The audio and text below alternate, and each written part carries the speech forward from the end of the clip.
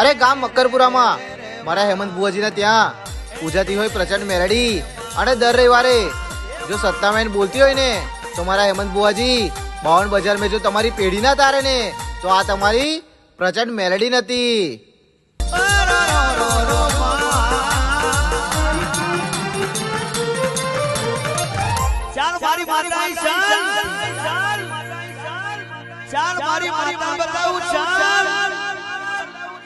કોને કહેવાય માતા, કોને કહેવાય ભોગ, કોને કહેવાય ભગત, એ તો ખરા ટાણે આવે એને જ કહેવાય. એ રે રે રે રે રે